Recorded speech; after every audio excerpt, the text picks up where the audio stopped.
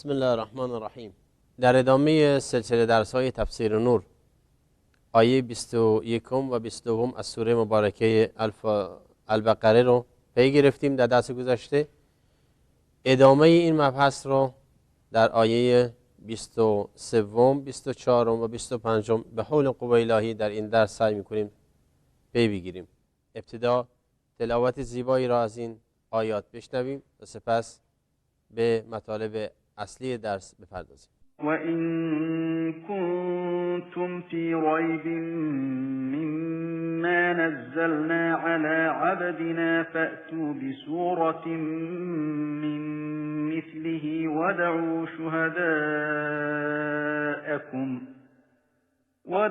شُهَدَاءَكُم مِّن دُونِ اللَّهِ إِن كُنتُمْ صَادِقِينَ فَإِن لَّمْ تَفْعَلُوا وَلَن تَفْعَلُوا فَاتَّقُوا النَّارَ الَّتِي وَقُودُهَا النَّاسُ وَالْحِجَارَةُ أُعِدَّتْ لِلْكَافِرِينَ وَبَشِّرِ الَّذِينَ وَعَمِلُوا الصَّالِحَاتِ أَنَّ لَهُمْ جَنَّاتٍ تَجْرِي مِن تَحْتِهَا الْأَنْهَارُ كُلَّمَا رُزِقُوا مِنْهَا مِن ثَمَرَةٍ رِّزْقًا قَالُوا هَٰذَا الَّذِي رُزِقْنَا مِن قَبْلُ وَأُتُوا بِهِ مُتَشَابِهًا وَلَهُمْ فِيهَا أَزْوَاجٌ مُّطَهَّرَةٌ وَهُمْ فِيهَا خَالِدُونَ. درس امروزمون همونطور که عرض کردم خدمتتون تفسیر آیات 23 تا 25 از سوره مبارکه البقره است. در این آیات خداوند عزوجل بعد از دعوت مردم به توحید و یکتاپرستی، آنجایی که فرمود یا ایها الناس اعبدوا ربکم، ذکر شایستگی الله سبحانه و تعالی به تمامی عبادت ها که در آیه بعد مطرح کرد که چگونه خداوند عزوجل نعمتهای متفاوتی را از زمین و آسمان و ثمرات دنیا، ثمرات و میوه ها و امکانات دنیا در اختیار انسان قرار داده تا اینکه خدای را بشناسد و برای او شریک و همتایی قرار نده و تنها راه رستگاری که اون تعیین کرده اطاعت پیروی بکنه. حالا آیات 23 تا 25 یک تکمله بر این مبحثه و اون دعوت به شناخت قرآن با اسلوب جدید هست که میخواد اتمام حجت کنه بر انسانهایی که راه خدای را انتخاب نمی کنند، بر اینکه قضیه اینه که مردم نبوت و رسالت پیامبر اکرم صلی الله علیه و سلم را قبول ندارند و لذا پیام حق تعالی که همان قرآن کریم باشد هم نمیپذیرند. پس بعد از توحید و اثبات اون، قرآن به اثبات نبوت میپردازد و این آیاتی است که در دست تفسیر و توضیح هست. و این کنتم فی ریب مما نزلنا علی عبدنا، بعد از اینکه فرمود فلا تجعلوا لله اندادا وانتم تعلمون، فرمود و این کنتم فی ریب مما نزلنا. ای مردم، اون راهی بود که شما به اون دعوت داده شدید، راه توحید و عبادت و یکتاپرستی، تا اینکه پرهیزگار باشید، تا اینکه خدای را بشناسید و از اون اطاعت و پیروی کنید، تا اینکه راه بندگی را انتخاب کنید. حالا اینجا قرآن مواجه هست با قومی که بلغا فصحای امتند. عرب به لغت شناسی خودش مینازید، میبالید، افتخار میکرد. اینجا بود که اونها را با این صیغه به تعدی میطلبد. حتی درباره حروف مقطعه گفتیم که عمده مفسرین میگن حکمت و سر این که خداوند عزوجل در ابتدای بسیاری از سوره های قرآنی حروفی مقطعه، یعنی الف لام میم قاف صاد و امثال اون قرار داده، یا نون سرش در اینه که میخواد به عربهای بلیغ و فصیح بگه که ای مردم، شما که در اوج فصاحت و بلاغت داره زندگی میکنید، بیایید با از قرآن از همین حروف ساخته شده شما یک سوره، یک آیه، یک جزئی از این آیات متشابه این قرآن را بسازید، بیارید، تقدیم کنید. نمیتونید. اینجاست که قرآن میخواد اونها را به مبارزه بطلبد و میفرماید و ان کنتم فی ریب مما نزلنا علی عبدنا فأتوا بسورة من مثله وادعوا شهداءكم من دون الله ان کنتم صادقین فإن لم تفعلوا ولن تفعلوا فاتقوا النار التي وقودها الناس والحجارة اعدت للكافرین. سپس بشارت میده به اهل ایمان و بشر الذین آمنوا. پس اگر که شما در شک و تردید هستید، ریب گفتیم یعنی شک و تردید، از آن چی که ما نازل کردیم بر بنده ایمان، پس بیاورید سوره ای را از مثل این قرآن و فرا بخوانید تمام معاونانتان و همکارانتان و گواهانتان را به غیر از الله.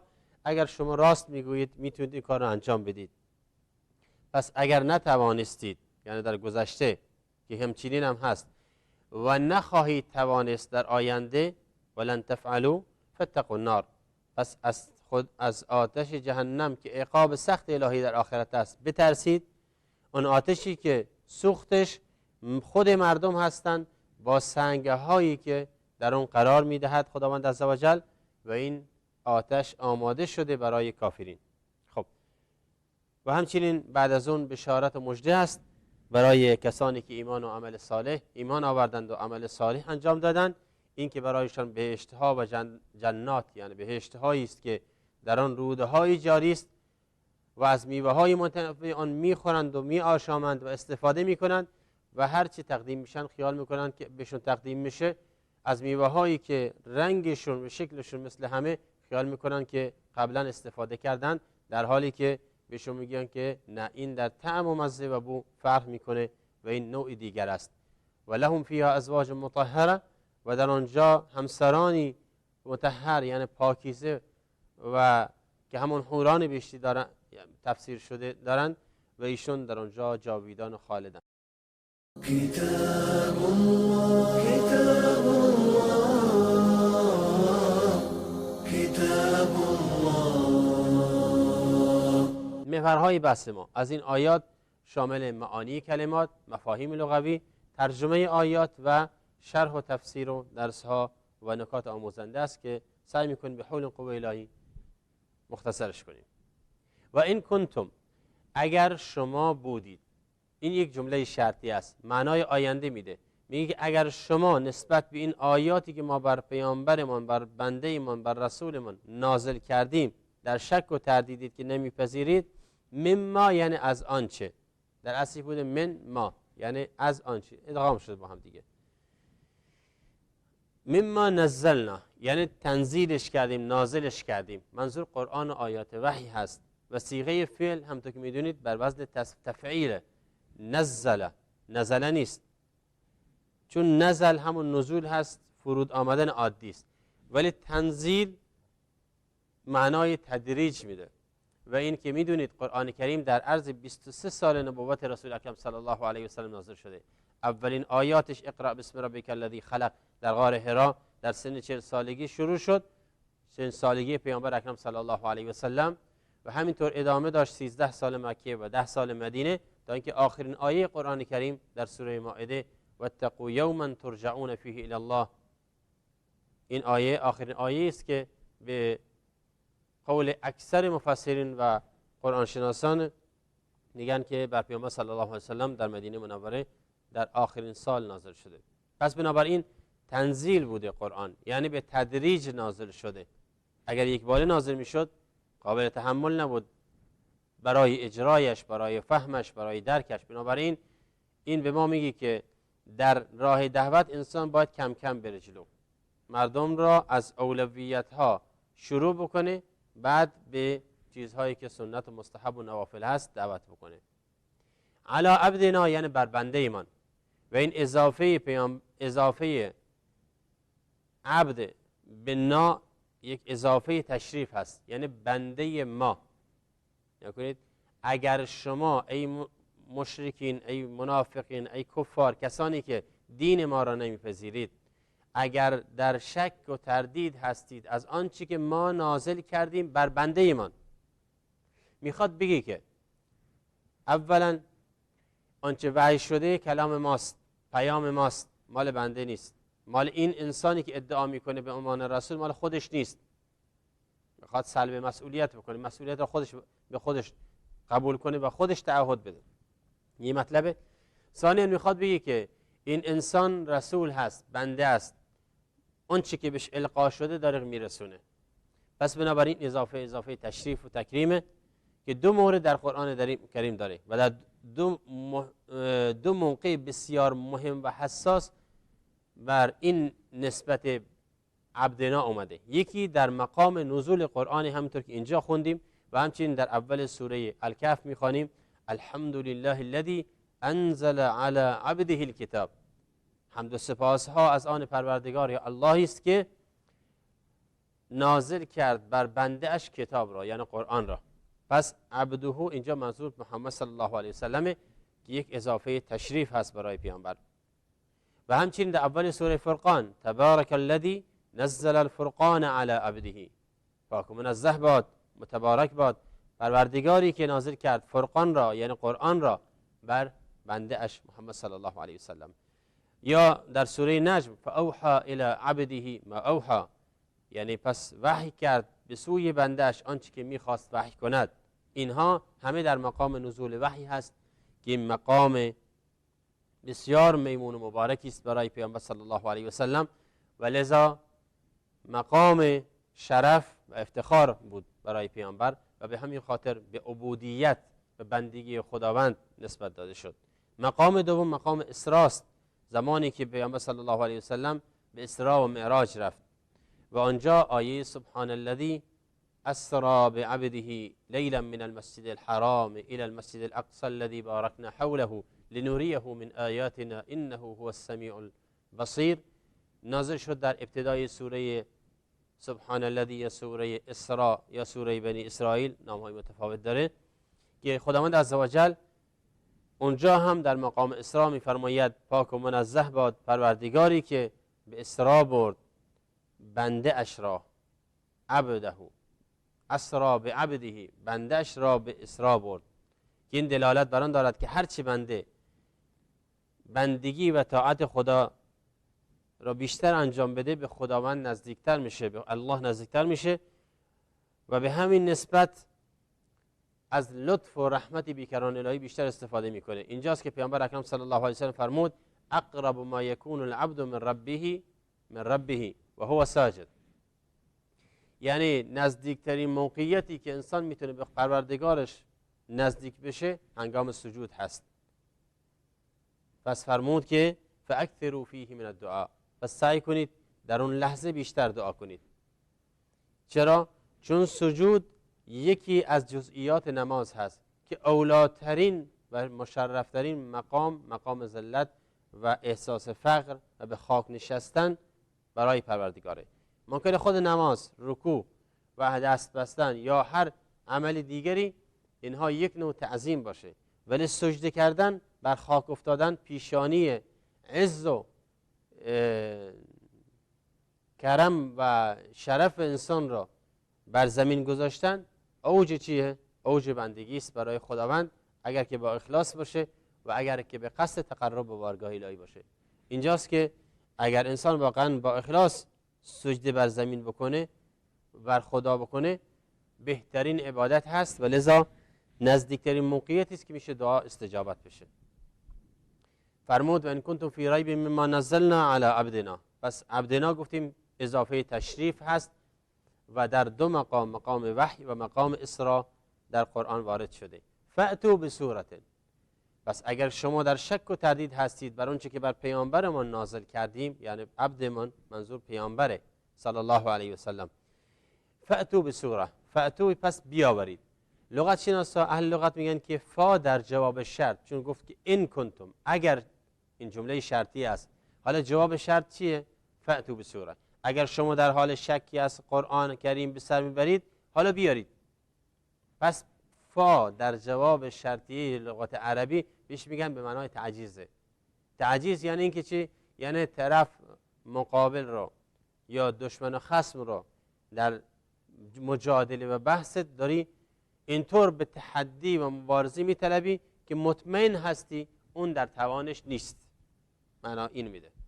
به صورت ای سوره ای را، به صورت یعنی یه سوره را، فقط یه سوره. ادعو یعنی فرا بخوانید و بطلبید. و اینجا فرمود به صورت و در آیه دیگه فرمود به 10 سور یعنی 10 تا سوره، یا در جای دیگه فرمود که کمتر از آن.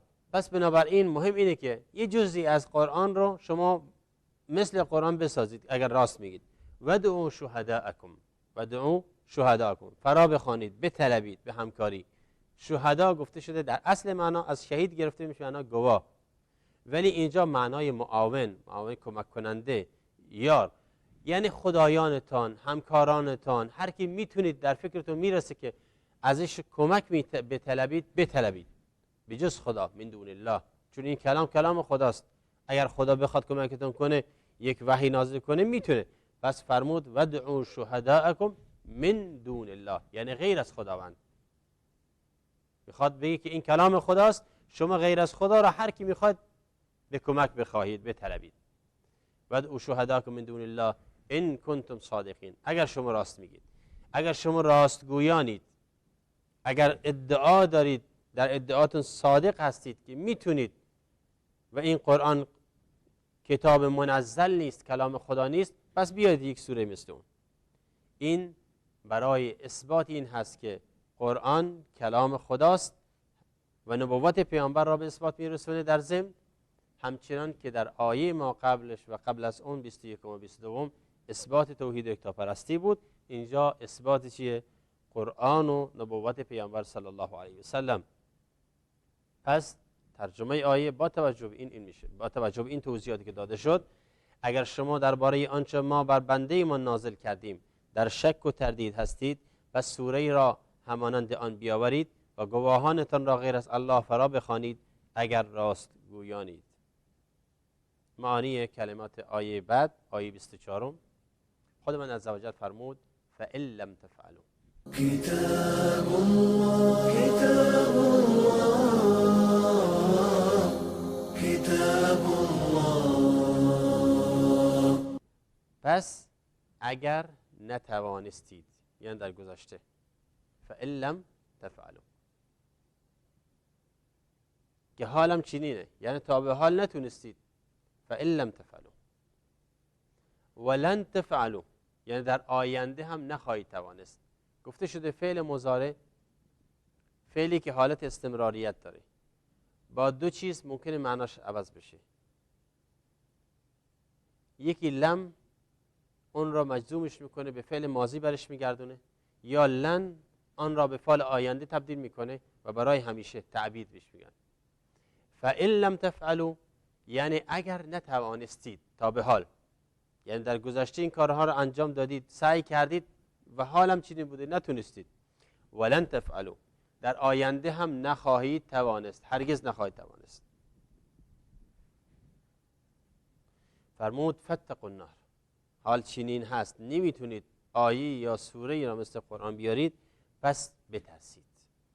فاتقوا برحذر باشید، نجات بدید. همه اینها را معنا میده، چون گفتیم وقایه است، یعنی خودداری کردن، برحذر بودن، نجات دادن خوده. و اصل تقوا از وقایه است، پیشگیری.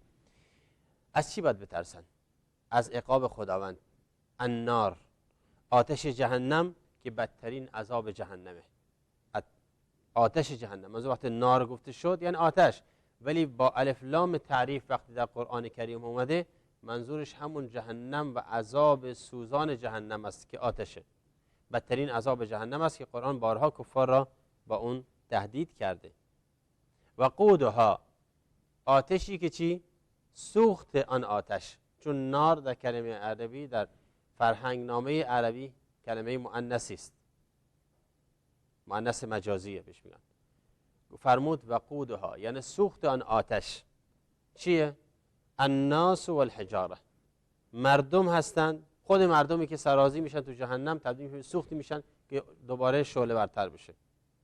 همچنان که آتش ما روشن میکنیم در دنیا، بعد هیزمرایی رو بهش اضافه میکنیم تا اینکه شعله ورتر بشه، آتش جهنم با خود جهنمی ها برافروخته تر میشه، شعله ورتر میشه.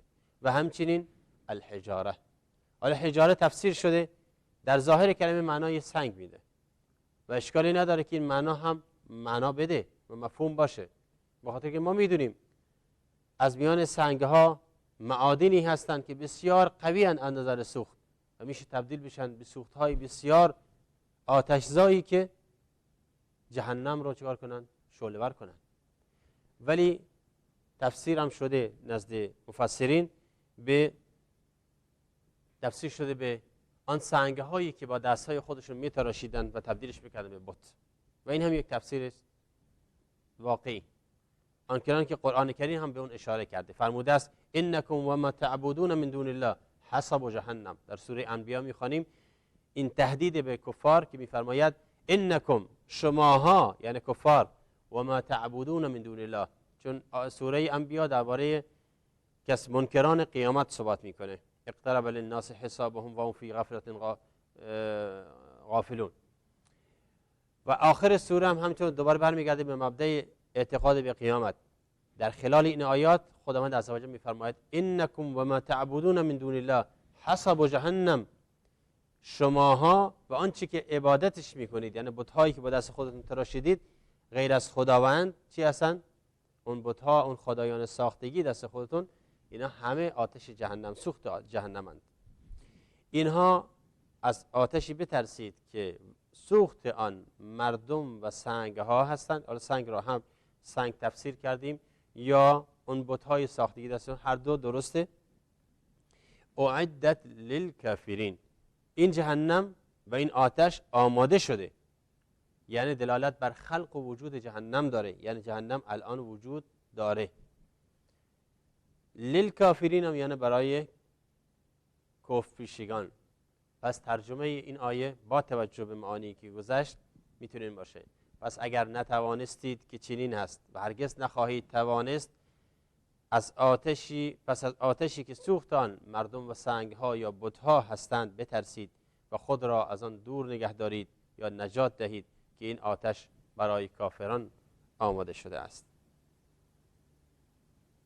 چون قرآن کریم عادتش بر اینه که بعد از هر انذاری بشارت هم بده تا انسان مایوس نشه. کلمات آیه 25 بشارت و مژده هست برای اهل تقوا. حالا اگر اومدن و مسلمان شدن و ایمان آوردن چی؟ خدا فرمود و بشر الذین آمنو، ای پیامبر ما، ای رسول ما، بشارت و مژده ده. کی را؟ الذین آمنو، کسانی که ایمان آوردن و عمل الصالحات و کارهای نیک انجام دادن، ان لهم جنات، بشارت و مژده بهشون بده که براشون بهشت‌هایی است.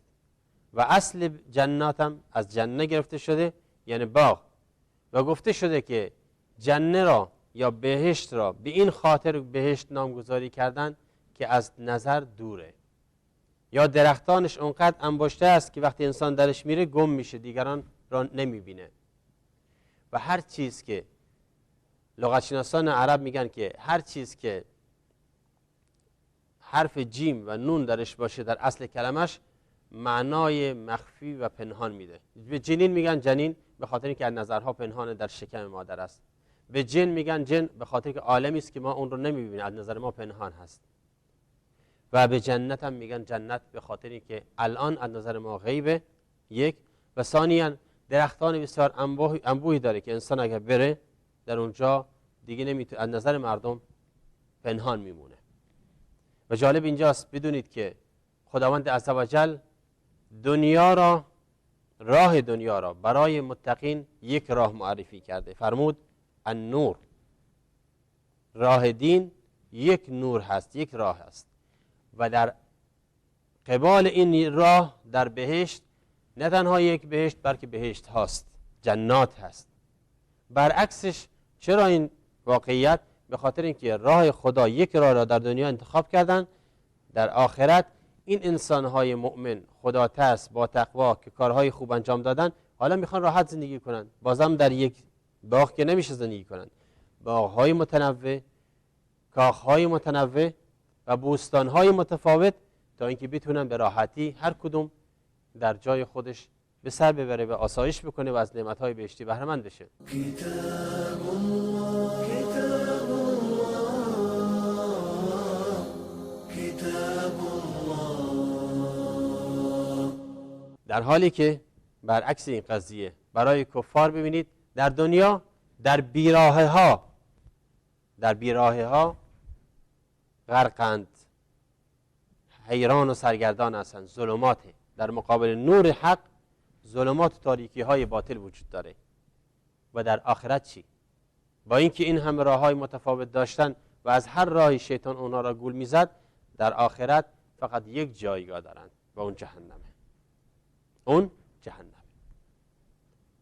چرا؟ چون در اونجا دیگه جای لذت نیست برای اونها، جای عذاب هست، شکنجهگاهی که همه باید رو سر هم بریزن.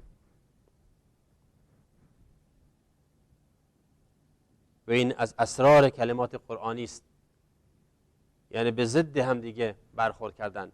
راه خدا، دین خدا نور هست، در دنیا یکیست، در آخرت تبدیل میشه به جنات. نسبت به ایمان و عمل صالحی که انجام داده رتبه بندی میشه و هر کدوم در جایگاه خاص خودش قرار میگیره. عدالت خداوند رو ببینید، هر کس به اندازه کردار نیک خودش. در حالی که برعکس برای کافران و فاسقان و فاجران دنیا را که بهشت آنها بود، هر کاری که دلشون میخواست انجام میدن، به هر راهی که خواستن میرفتن و به ظاهر خودشون کیف خودشون میکردن. در آخرت یک جهنم بیشتر براشون نیست، همه توی گودال سرازیر میشن و در اونجا باید عذاب بکشن. خب برمیگردیم به بهشت که نعمت برین آخرته. خداوند فرمود این بهشت را وصف میکنه، جنات تجری من تحتها الانهار. جناتن را با تنوین کسره آورده، اشتباه نکنید، به خاطری که اسم انه هست که در ابتدا آمد. و بشر الذین آمنوا و عملوا الصالحات ان لهم جنات. این که برایشان، یعنی برای اینهایی که ایمان آوردن و عمل صالح انجام دادن، بهشت هایی است. حالا وصفش میکنیم بهشت. در بهشت چه خبره؟ فرمود این بهشت ها تجری من تحت الانهار، جاری است از پایین آنها یا در آنها، چون در بعضی جاها اومده من تحتها و بعضی اومده تحتها بدون لفظ من.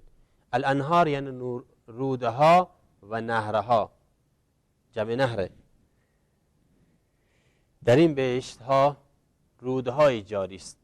یکی از مظاهر و مناظر خلاب و زیبا و جالب و دیدنی بهشت رودهایی است که در بهشت ها جاری است.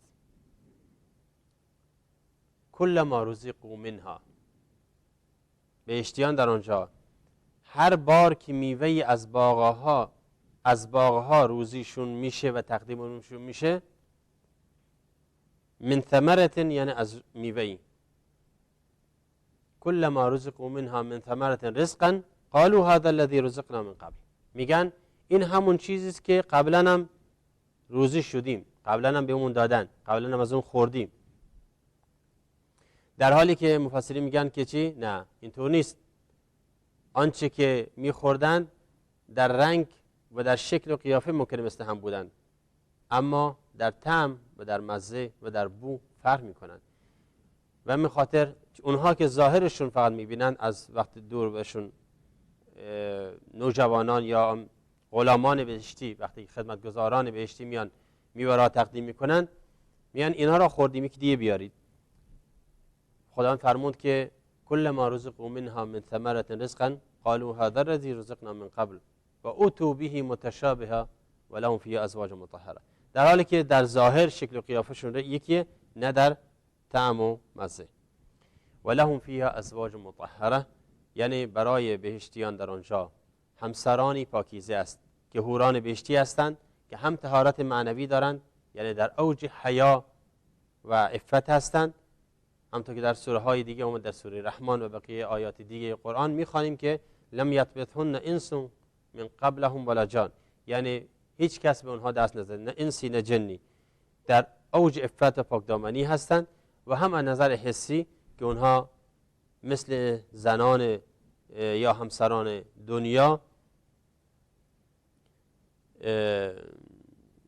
عادت نمیشن یا اینکه هیچ نوع عوارض دیگه ندارن و همیشه در خدمت شوهرانشون هستن. لهم فیها ازواج مطهره و هم فیها خالدون، یعنی ابدی و جاودانی هستند و این دلیل بر ابدیت بهشته. همچنان که قبلا درباره ابدیت جهنم خواندیم، اعدت للکافرین، درباره آتش جهنم، درباره بهشتم خدا فرمود و هم فیها خالدون و این دلالت بر ابدیت و همیشگی بودن بهشت داره.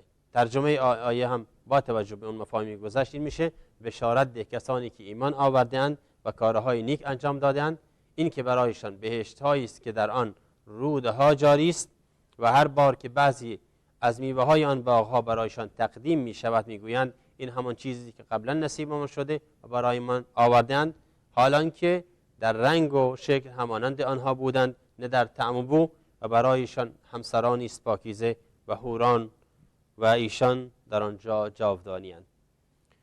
به این قدر اکتفا می‌کنیم. به شرح و تفسیر این آیات را در درس آینده می‌پردازیم. كذلك ما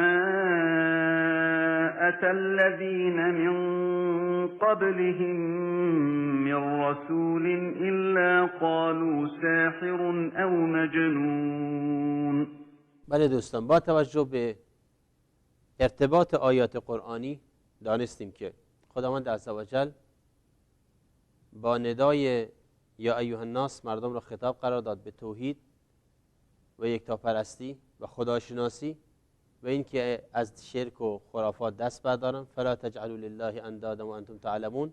این خداوندی که میشناسیدش، این همه نعمت ها به شما داده، از شرک و بتپرستی و از شریک و همتا واسه اون قرار دادن دست بکشید و بعد دستور داد به اینکه بیایید قرآن را بپذیرید که پیام حق است، بر پیامبرمون نازل شده، که اگر راه کفر در پیش گرفتید این جزایتونه و اگر راه ایمان در پیش گرفتیدم اون بهشت برین. امیدواریم که خداوند عزوجل به همه توفیق بده که اهل سعادت باشیم و اهل ایمان و عمل صالح.